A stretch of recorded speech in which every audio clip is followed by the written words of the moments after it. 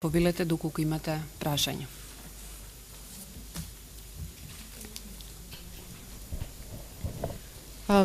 Колку што можев да забележам, не ги забележав уствари во клучните предпоставки, странските директни инвестиции, а со интегративните процеси, финансиските институции, владата често ги коментираат. Ме интересира дали вие предвидувате поголем износ на странски инвестиции во контекст на забрзувањето на евроинтегративните процеси? Едното прашање и другото, дали во глобални рамки ќе може да има нова рецесија и како истата би се одразила на нашата економија? Благодарам на прашањето. Значи, во однос на вашето прво прашање за нашите предпоставки за странските директни инвестиции. Јас накратко и споменав дека еден од позитивните ризици кои што не се вградени во нашата проекција е забрзувањето на евроатланската интеграција, која што навистина може да донесе поголеми бенефити за нашата економија, согласно со искуствата кои што може да се согледаат во економиите кои што веќе поминаа низ овој процес. Сепак нашето сценарио кое што го презентирав денес не ги вградува овие предпоставки за засилени странски директни инвестиции или барем не во таа мера во која што веројатно би можело да се очекува. Кај странските директни инвестиции, како што знаете, минатата година беше остварен исклучително висок прилив, 5,8% од брутодомашниот производ, што е еден од највисоките кои што ние сме го имале како економија. За натамошниот период, за оваа година, сепак ние не го екстраполираме тој тренд на засилен прилив кој што го видовме минатата година. Ние предвидуваме раст на странските директни инвестиции од 3,2% оваа година и на среден рок 3,5%. Сепак, попрудентен е нашиот пристап, очекуваме да видиме какви ќе бидат движењата во првиот квартал. Ние се уште не располагаме со целосни податоци за првиот квартал, да видиме дали овие трендови ќе продолжат или не. Но доколку продолжат, секако тоа би било одлично за нашата економија и во некоја наредна фаза ние би направиле соодветна ревизија на нашите проекции. Сепак, доколку дојде до забрзување на овие процеси, ефектите ќе се видат во повеќе сегменти во нашето сценарио, значи тие не би останале лимитирани само во екстерниот сектор, преку повисок прилив на странски директни инвестиции, бидејќи самите директни инвестиции имаат мултипликативни ефекти во повеќе сегменти во нашата економија, значи во монетарниот и во реалниот сектор по целокупни ефекти. Во однос на второто прашање за дали би имало глобална рецесија, ова е едно прашање кое што доста актуелно е, многу се дискутира и во рамки на меѓународните финансиски институции. Веќе во повеќе наврати меѓународните финансиски институции ги ревидираат во надолна насока очекувањата за глобалниот раст, за развиените, помалку развиените економии. Причините за тоа се повеќе.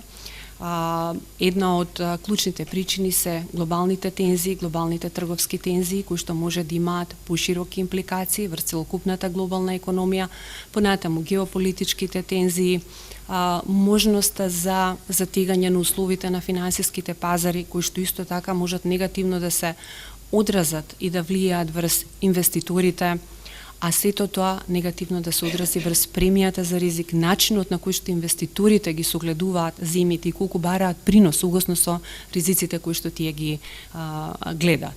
И секако во одделни економии има и специфични домашни фактори кои што влијаат на ова забавување кое што сега се предвидува од страна на меѓународните финансиски институции.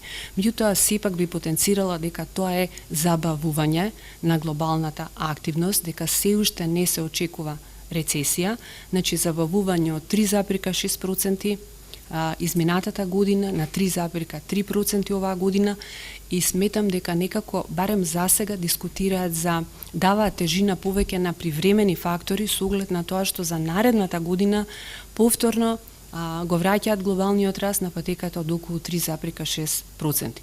Но ризиците не смеат да се поценат, потребно е да се следат. Ние сме мала и отворена економија, за нас многу е значајно што ќе се случува во надворешното окружување и впрочем ние тоа постојано го правиме.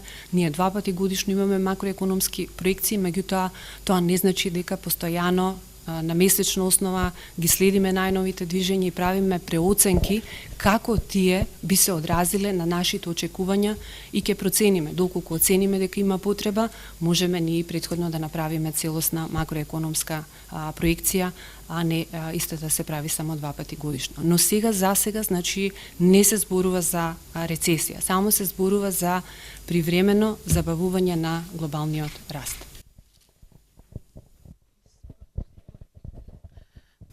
Гувернерке, вашите проекции ги темелите врз засилување на јавниот инфраструктурен циклус. Податоците за првиот квартал покажуваат дека растот на капиталните инвестиции е нешто над 6%, што е многу слаб старт.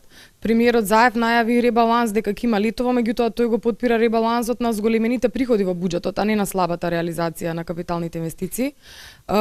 Дали сметате дека ако продолжи ваквиот тренд на капитални инвестиции, тоа негативно ќе се одрази натаму на растот на економијата? Од една страна, минатата година со ребалансот средствата се префрлија на непродуктивни трошоци, како што се долговите на општините. Дали таков повторно чекор на непродуктивни трошоци би влијало негативно врз македонската економија? И во презентацијата, како еден од поентите тука кои што беа кажани, дека германската економија ќе забави побарувачката. Германија е најголем трговски партнер. Ако се продлабочи условно кажано кризата во германската економија, како тоа ќе влие врз македонската економија? Дали може да се одрази сериозно? Благодарам за прашањата. Во однос на јавните инвестиции, податоците споменавте 6%, и тоа е 6% реализација во однос на вкупниот годишен износ кој што е планиран. Иначе на годишна основа во првиот квартал државата мислам дека има пад на инвестициите во однос на првиот квартал од минатата година. Сепак би потенцирала дека ова се само податоците од државата се податоци за општа влада и не го фаќа целиот јавен сектор, бидејќи истовремено, барем според некои индикатори кои што ние ги следиме, се забележува забрзување кај јавните предпријатија, што исто така поврзано со големи инфраструктурни проекти. Овие сигнали на забрзување беа видливи некаде при крајот на минатата година, продолжија на почетоков оваа година, дали ќе продолжат секако останува да видиме. Но битно е кога се зборува за јавните инвестиции да се имаат во предвид двете компоненти, бидејќи буџетот е сепак буџет на општа влада и не е буџет на вкупниот јавен сектор. Но ризици секако постојат, тоа и се обидов да потенцирам кога резимирав дека ризици постојат, претежно тие околу нашите проекции за растот, тие ризици во голема мера се фокусирани во сегментот инвестиции. Всушност ние очекуваме пресврт на некој начин од пад на инвестициите во минатата година, раст од околу 8%, што во принцип не би требало да е голем раст, имајќи предвид дека минатата година имаше пад, споредбената основа е ниска, па дури ако се навратиме во 2017 година, многу беше мал растот на инвестициите, зборувам како компонента на бруто домашниот производ, некаде под 1. Така да ние очекуваме раст на инвестициите, свесни за ризиците. Од друга страна има најави на повеќе големи проекти во реалната економија, кои што може да дадат нов импулс. Од расположливите информации од страна на владата гледаме дека веќе има склучено повеќе договори со повеќе странски компании кои што ќе инвестираат во економијата и кои што секако би требало да донесат бројни користи. За германската економија, да, постојат ризици на нашиот извоз кон Германија, отпаѓа од прилика, мислам, околу 50%, според податоците за надворишната трговија. Меѓутоа, реално, на нашиот извоз кон Германија отпаѓа помалку во смисла на тоа што ние извезуваме во голема мера кон Германија производи кои што се вкрадуваат во автомобилите. Автомобилите се секако производ кој што потоа се извезува нели кон многу други економии. Растот на германската економија според податоците на Меѓународниот монетарен фонд е преполовен за оваа година. Ние го следиме значи постојано тоа. Нашиот извоз кон Германија, ги следиме компаниите, меѓутоа за сега морам да кажам дека ако ги гледаме расположливите податоци за првиот квартал оваа година, Извозот расте солидно, извозот расте со стапка од околу 16%, увозот со 12%, што значи се намалува дефицитот на трговското салдо. И овие стапки на раст беа присутни минатата година, значи околу 16% раст на извозот и 12% на увозот. Значи сега за сега нема некои видливи ефекти согласно со расположливите податоци од трговската статистика, но останува потребата од будно следење.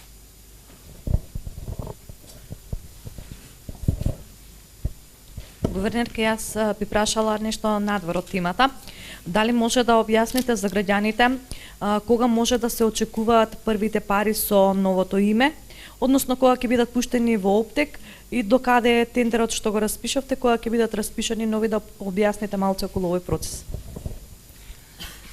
Добро, целта беше да ја држиме фокусирано нова, но еве накратко ќе ви одговорам на прашањето.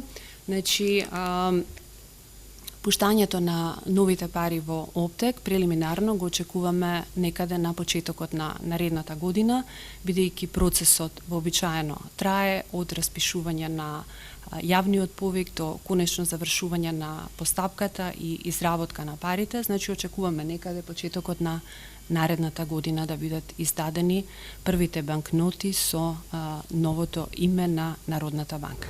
И како ќе се врши нивната замена? Да објасните малце може. Значи, парите имаат свој природен циклус на употреба и всушност очекувањето за пуштањето на парите со новото име е димензионирано согласно со потребата за готови пари во оптек и природниот циклус на нивно искористување и повлекување од оптек, што значи дека како ќе има потреба од дополнување нели на нови пари во оптек, постепено ќе се врши нивната замена. Кои пари ќе бидат прво пуштени во оптек? Со новото име? 10 да. Согласно со предвидената постапка, првите пари со новото име би биле банкнотите од 500 денари, а потоа би следеле и банкнотите од 10 денари. За кој има распишано тендери? За двата. За двата? Да. И дали ќе се двојазични увесновите ке пари? Добро, имавме ние прашања како Централна банка и мислам одговоривме во јавноста. Ние се консултиравме значи со предлагачите на законот за да обезбедиме издржано мислење што значи конкретно тоа во однос на нас. Ме прашувате во однос на символи, дали ќе има од Символи и јазикот дали ќе биде испишан на македонски, на албански, на парата? Во однос на символите, значи и сега парите кои што се во оптек содржат символи од албанската култура, затоа направивме консултации со релевантните институции, а во однос на значи на употребата на албанскиот јазик, банкнотите кои што ќе бидат пуштени во оптек на почетокот на годината нема да го содржат и тој. Очекуваме дополнителни консултации да направиме и соодветно секако ќе постапиме во рамки на законската рамка и уставната рамка. Напоменавте дека владата ги консолидирала финансиите. Како ги коментирате последните податоци за висината на јавниот долг, кој достигна 5,250 милиарди евра, меѓутоа се зголеми за 40 милиони евра, меѓутоа како процент од бруто домашниот производ се намали на 46,2%. Сметате ли дека ќе расте до крајот на годинава, ако се знае дека министрот за финансии веќе договори една линија од Светска банка, во моментов преговара и со Европската банка за обнова и развој за вложување во инфраструктурни проекти? Може само да дополнам, од друга страна ги имаме парите на еврообврзницата кои што ни стојат непотрошени. Да, ни плаќаме камата без разлика што историски најниска што ви министр. Добро за финансија. Добро, сепак ова се прашања кои што најсоодветно би можел министерот за финансии да ги одговори. Значи, јавниот долг е многу значаен параметар во секоја економија кој што зборува за некои структурни аспекти на самата економија, како и во повеќе наврати досега нивото на јавниот долг, кое што е во моментот на кое што посочивте вие, 46% од БДП, тоа е вкупниот јавен долг, а долгот на државата е помал. Во основа, според сите меѓународни параметри, не е висок, значи не е нешто што е алармантно. Меѓутоа, како што сум потенцирала и досега, мислам дека потребен е прудентен пристап, сепак ние да не ги достигнуваме тие вообичаени меѓународни лимити, подобро е да сме на сигурната страна. Впрочем и фискалната стратегија на Министерството за финансии, бидејќи предвидува постепено намалување на буџетскиот дефицит во среднорочен период, самото по себе треба да значи и постепено намалување на јавниот долг. Кога зборувам за намалување на јавниот долг, мислам релативно, затоа што секогаш сите параметри, сите мерки за одржливоста на јавниот долг се пресметуваат на релативен начин, значи како процент од бруто домашниот производ. Самата фискална стратегија упатува на помали буџетски дефицити, а буџетскиот дефицит всушност е клучниот фактор кој што влијае на патеката на движење на јавниот долг. Секако дека има и други фактори кои што влијаат на патеката на јавниот долг. Значи тука се номиналниот раст, бидејќи зборуваме за релативно изразување на долгот, но и каматните стапки по кои што се задолжува државата.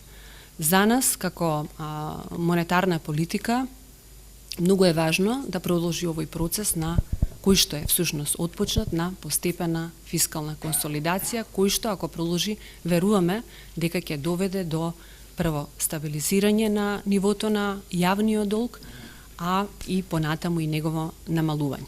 Сепак кога се гледа јавниот долг, треба да се има исто така во предвид дека тој ги вклучува и големите инфраструктурни проекти. Значи, вложување во инфраструктура која што на долг рок може да донесе значајни предности за нашата економија. Ако се погледне нашата инфраструктура, нивото на капитал кое што го има нашата економија, се уште е мало и потребно е позначајно вложување во капитални проекти. Не сме ние исклучок, ова е случај во многу други економии, кои што се наоѓаат во оваа фаза од развој кај што сме, меѓутоа јасно е дека се потребни натамошни капитални инвестиции, кои што во принцип и значат и поголеми вложувања на краток рок, а предностите од тоа треба да ги видиме на подолг рок, бидејќи капиталните инвестиции треба да го зголемат долгорочниот потенцијал на една економија. Добро. Имате дополнителни прашања или тука да завршиме?